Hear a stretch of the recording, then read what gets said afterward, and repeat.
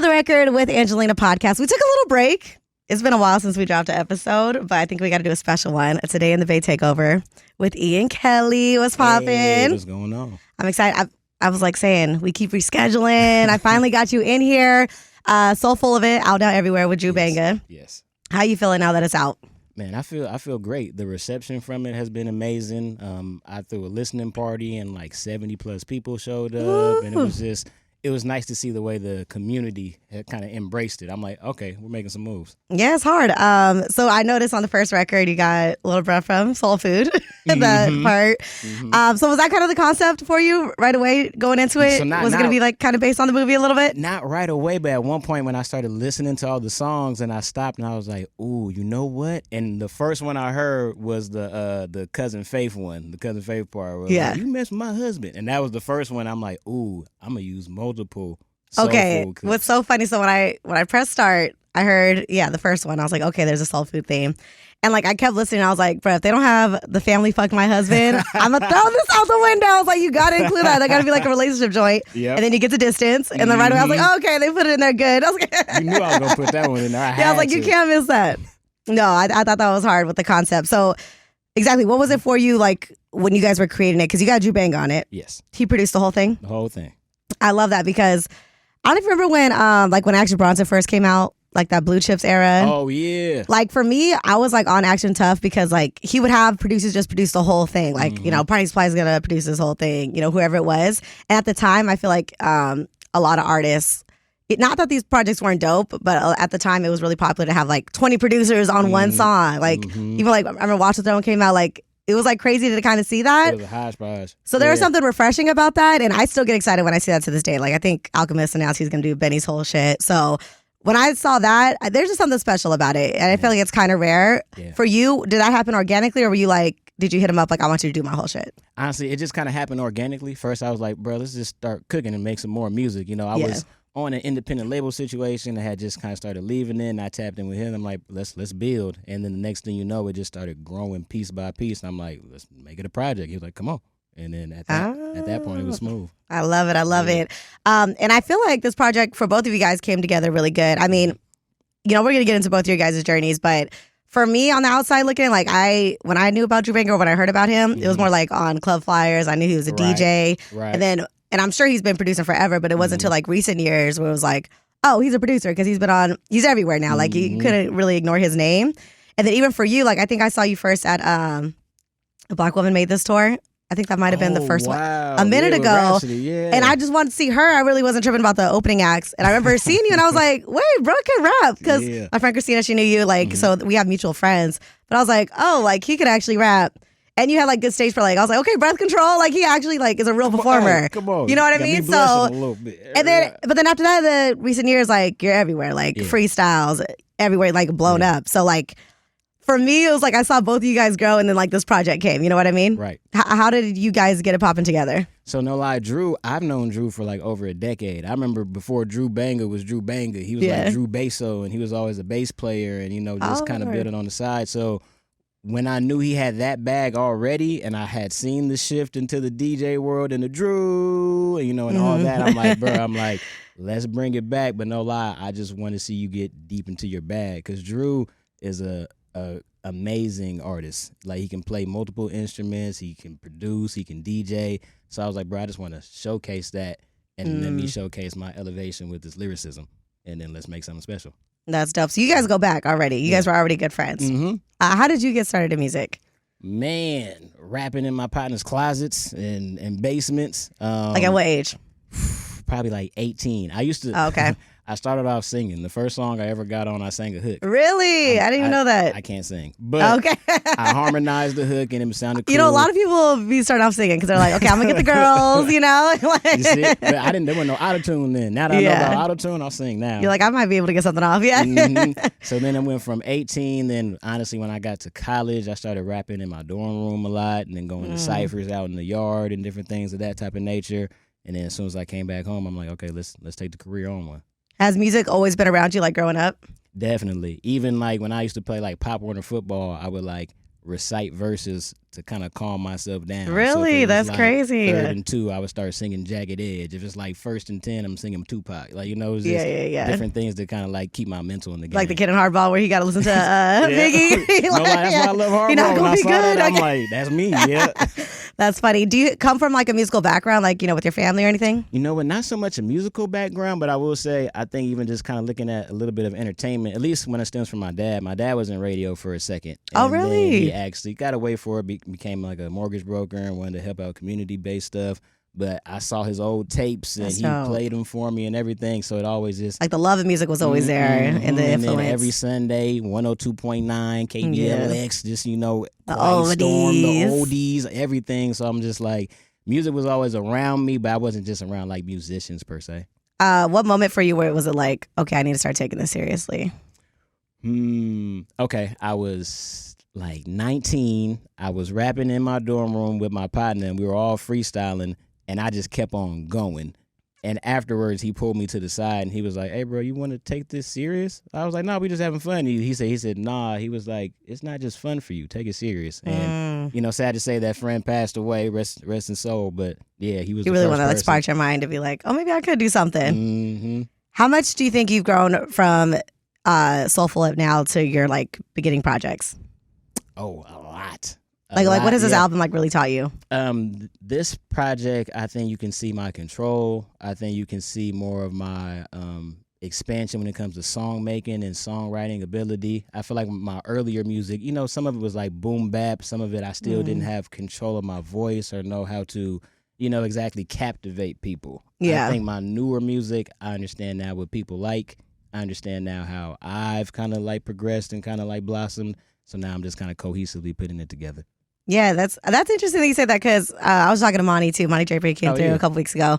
But we're just saying how like the Bay for sure gets put in a box because people like think there's a bass sound. But like in general, rap does too. Yeah. Like even you say like, oh, I was doing the boom bap. And like it's true, those are all sounds. But like at the end of the day, it's like, can you rap?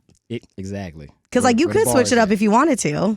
I can start singing tomorrow if I really just wanted to. Just heavy auto-tune, put a little Justin Bieber effect on it. Right. We could take it on. But even just like with the rap, it's like, okay, what is making me be a hyphy artist or whatever just because like it got 808s on the beat? You know what I mean? Like, what does that all really mean? So, but I guess you're saying you found your voice a little bit more in this project. Definitely. I think the biggest thing where my mind shifted was, how some people say like conscious rappers and everything like that. To be real, everything is conscious. It's conscious to who you are. Right. So you feel me? If I'm slanging dope and I got peas in the trunk and that's what I'm talking about, I'm speaking from that level of consciousness about that.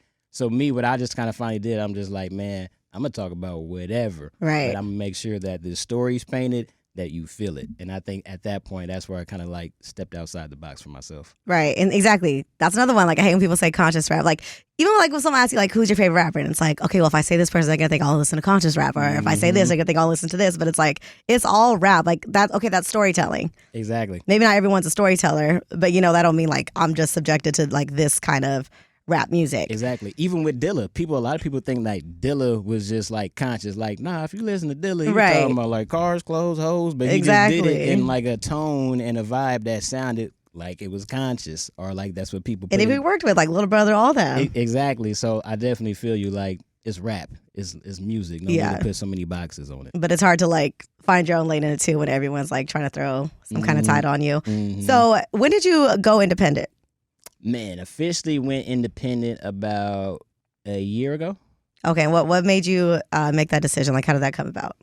Honestly, I saw myself going in a different direction, I think, sometimes when it came to the label I was a part of. And for me, man, it's just about believing the power you have. I think a lot of artists don't understand the actual power they have. Yeah. And the more that you work on that and build that, it opens up and you start seeing it's like, oh, there really aren't any rules. You can make things work. You just have to learn what works best for you. So as I started seeing what worked best for me, I was like, you know what? I do appreciate this help here, but now I want to try this. And I've created my own team.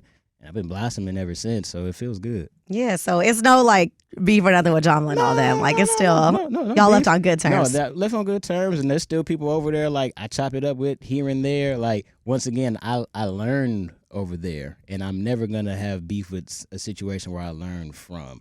it'd be different if I was just treated like, Cinderella and nobody cared about me. Like, no, there was care there was love there. It's just at some point, I think, just grew in two different ways. Yeah, it was just your time. You're like, this is what I want to do next. Yeah, exactly. Okay. So this is kind of the first project then of you being independent? Yep. Oh, that's crazy. So you guys kind of had full control. Yep. On what it's going to do. How is it working though with someone like you and Drew? Like, is there a lot of sometimes you guys like don't agree with something? Like, how do you work through that? No lie, me and Drew just work effortlessly. I don't know if it's like some zodiac shit, like if our signs just connect, and we're compatible or what. I don't know. But me and bro really just like it's easy. And then as well as if he feels something, then I'ma listen. If he's like, your flow might not sound cool like that, try this here, I'ma try it. Y'all respect each other's opinions, so it's like, I'm counting on you to tell me if I don't sound good here. Definitely. I think we've built that rapport to the point where it's like, man, it's no hard feelings. Like, we want the best outcome, the best music, the best product. That's what it's about. Do you think does it take longer when working with someone on a project when it's like, this is ours together? No, but I think it all depends on who you're working with. Some people are harder to catch, and I respect everybody's schedule and timing. I think that's the biggest thing. But no, for our stuff, it's pretty easy. And then, like I said, Drew, man, our families live close around each other and everything. It's hard not to catch, bro. That's fire. Mm-hmm. Like, I feel like now people are blessed to like have good chemistry. Right. With the whole project, like coming together like that. Let's talk about the features though, because I loved Stunna Man. I think Bounce is one of my favorites. Bounce is up there. Yeah. Because he kind of just threw that, like, I don't know, that rawness on there. Like, he made it a little like, okay, like this might be like my gym playlist. How did these come together? So, no lie, the one with Stunna Man came about very organic. I had slid on Drew. We were working on a session, and he pulled up. And it was funny at first. He started joking with me. I don't got no haircut right now. But with my haircut, he was just like, you look like Mekhi Phifer. So then the whole session, he's just joking with me. I low-key see it. Okay. So the whole session, he's joking with me about Mekhi, and then, I get up and I start rapping, and then at that point, he was like, bruh, wait, you cold. You can actually rap, like, I never heard of you like that, and then we just tapped in, and then he heard the song as we were making it, and he was like, can I get on this? And that's the one he wanted, okay. Yeah, and to be real, I don't think Big Steppin' had came out yet, or it had just came out. Like, oh wow, when that's crazy. Like started making that song, so it was like perfect timing. Mm-hmm. He's such a good dude. Like, that's my dog. Even if you're not even familiar, like if you meet him, you just want him to win because he's such a good dude. And then he has really good stage presence. We I had to work like some NBA watch party with Google, and like actually Kamaya was supposed to perform during halftime, but her flight got like canceled. So we had to find a last minute artist, and he ended up coming through. It was a lot of white techie people in there, and he had them turned up. Like, he just knew how to talk to them. He did a freestyle, and it was really strict because it was Google Pixel. Right. So, like, even in the song he threw it up, he was like, we don't rock no iPhones. Like, he was just, like, going off the rip, and, like, everyone fell in love with him. So, similar to you, like, you just noticed, like, everyone has got that star power right away. So that was one of my features, but what were some of your favorites? Well, no lie, definitely that one. And another quick thing about Stunna Man, one of the times I saw him perform, he actually like did a prayer at the end of like his set. He did a prayer at the Google one too. And the only other artist I saw do that, and it kind of hit me when I saw it, was DMX. So seeing those two do that at the end of sets is just kind of like impactful. Oh, that must be his thing, because he did that for sure at the Google Fair. Everyone's like cheering for the basketball game. He's like, hold on real quick. Keep it. We're going to get this prayer off. I love that. But another one of my favorite features is Jane Hancock. That's one of my dearest. Yeah, that's one of my dearest friends, and she's just amazing. And it's effortless to her. What I loved about that song, I had asked her for a certain type of hook, and she gave me a different hook at first. And I was like, you know what, friend? I like this, but I was looking for like something different. She's like, okay. Spent like 15 more minutes on it, and then made that hook. And I appreciated the professionalism, just being like, it's cool, bro. Like, what's the next? And that made everything like smooth working with her. So that's fire. Did she just win an Emmy? Get nominated for an Emmy too? Yeah, 5 of them things. 1, 2, 3, 4, 5. Killing it. Yeah, it's crazy how you got like all these talented people. But when did you start this project then? Man, so no lie, like we started the project probably like a year and a half, like 2 years ago. But like it didn't just initially start. I was like, all right, bam, we're running and we're making this project. I was still in my own situation, so we kind of came back and forth working on it. It wasn't just all in one big sitting, but we spent time in the studio for a minute since then. Mm-hmm. Wow, it's kind of crazy the time. Like, I just talked about you and Drew, like that perfect timing, but like even the features, like look at everyone doing their thing. It's like perfect timing. And then another one of my favorite features, Isaiah Mustafa. To be real, that's like one of my people who I know like you're gonna hear that name a lot. I think pretty soon here. Give it 1 to 2 years. I feel like you'll hear that name a lot. He does it all. He can produce, he can sing, he can rap. That's fire. Like his creative visions, the way he does stuff. So every song I made with him right on spot. So the first song we did was All This Game. So when we did that together, we spent time on it, and then the session was almost over. We had like 20 minutes left, and he was like, "Oh, I got something for the other beat too." I'm like, "All right, lay it down real quick." And he laid the hook, and I looked at him like he was an alien. I was like, "You just did this in 5 minutes, like what?" And so talented. Yeah, so no lie, like all the features on this project, blessed. But I'm really blessed about that they're really real friends, right? Family. Yeah, like I could say these are good people. Yeah, I can. And say they on my shit. Exactly. Yeah, that's dope. I can say come pick up and get a plate, right? It's Christmas dinner. I can say that to these people, and that's a good feeling. That's dope. I was gonna say something about that. Was All This Game one of the first music videos for it? No, All This Game I think was the last music video. Oh, okay. That music video was fire. Thank you. So how did you? What was the concept for you in like creating a bunch of music videos for it? Like, did you know already a plan that you had like rolling out the album, or how did that come about? So honestly, I didn't have a complete plan. I did have some ideas visually where I'm like, you know what, this song feels like a barbecue, so let's try to give that vibe. I'm like, this song makes me feel like that intro to Dangerous Minds, where like the spotlight is on them. Like, let's do that. That's what I did as I started kind of putting it together, just to kind of get the imagery going. And I think it just kind of wind up being like, oh, this meshes well. So I think that was a cool part about it. No, it's dope. And it's not just like, obviously the movie aspect is really dope, but the whole thing is a vibe. Like, I don't know. You obviously like cared about the transitions, what was the process of going into that? No lie. So one thing I've learned just kind of just doing multiple projects is that you have to think like a DJ when it comes to transitions for your projects. You got to know the tempos, you got to know the highs and the lows. And that was the biggest thing like I had a DJ friend tell me about. It was actually, she goes by the name Stony Creations. And one time she did a set and she was doing stuff and she was rocking. I'm like, how you do it so effortlessly? And she was like, I look at time. And then when I started peeping that's how I started doing like my soundtracks, when I started putting songs together, or even if I have projects you haven't heard, I'll listen to them like a DJ now. And that is such a DJ thing. Shout out to the homie Vaughn. He's really big on that too. Like, he's like, if I got it up here, I got to take him down to bring him back up. But also, I think it's just so important in an album. Like, I mean, I guess in the streaming era, it's maybe we're going away from that because, like, unfortunately, there's not a lot of people that listen to albums all the way through. But right. I was talking about this with Monty too. Like, the transitions can mess up your shit from being a classic and not. Like, it could be mad hits on it. I always say this, like, Volume 3 Jay-Z is like one of my favorites. But like, it together as an album, like, you look at it later, it's like, oh, there's hella hits on there. Hella my favorite songs are on here. But it didn't really mesh well together the way it was. You know what I mean? Exactly. And no lie. And I think that sometimes that's the difference from like an album sounding like an album and a project sounding like a compilation. Right. Like a mixtape. I feel like albums feel like, oh, I'm at my popcorn. This feels like I'm listening to a movie, So off the rip, you were like really adamant about that. Like, definitely. Okay, this got to flow a certain way. Definitely. Soundscaping is art. Right. Like that little click sound, that little bird you hear in the background, it all adds that little bit of feeling to a song. Was there like a lot of songs that didn't make the cut?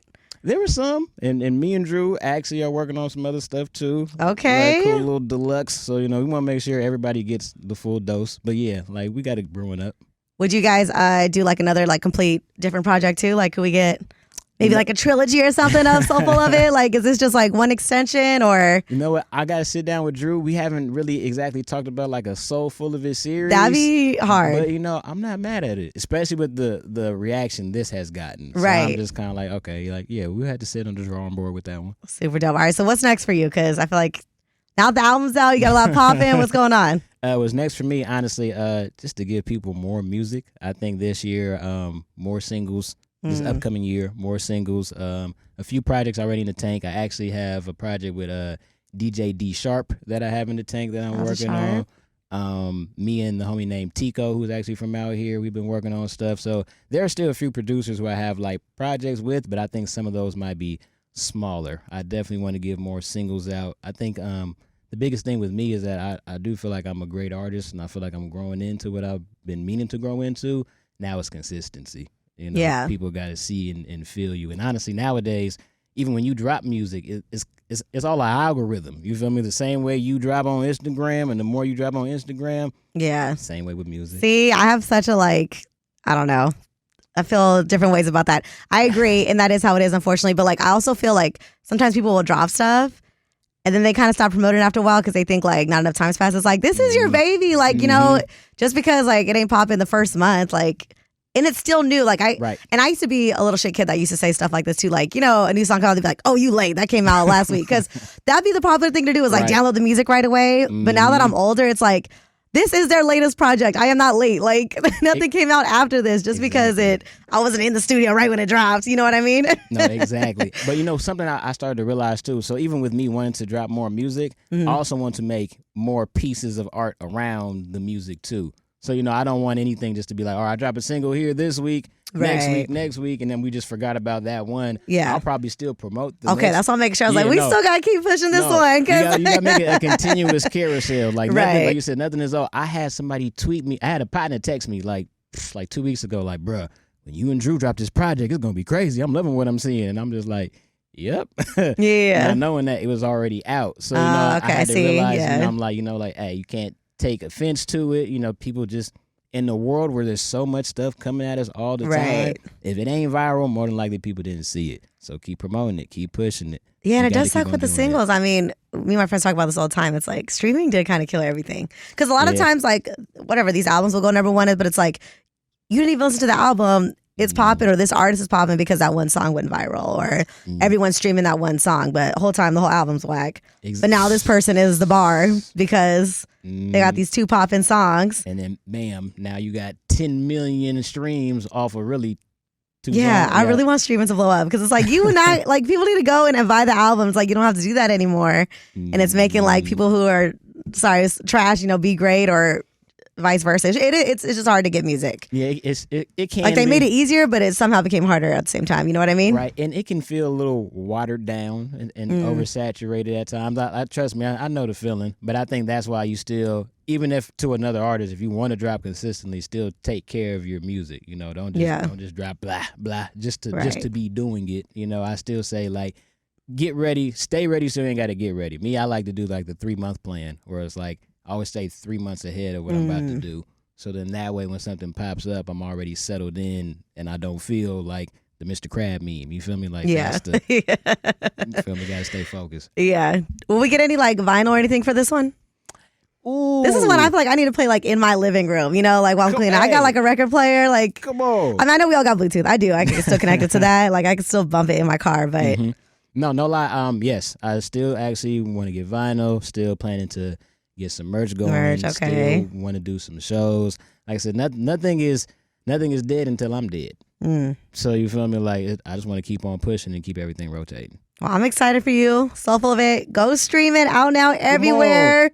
But you said you are working on shows. It's not. Oh yeah, no, we still got more shows coming. We got merch on the way, and me and Drew have a deluxe project we got on the way. So we've been cooking some more stuff. So no, we got a lot coming. Okay, let people know where they can follow you. You can follow me at First Name Ian, pretty much on all social media. You can find me as Ian Kelly on YouTube. And no lie, if we really friends, you can pull up on me and bring a plate. It's holiday season. Well, thanks so much for being here. Much love. Thank you.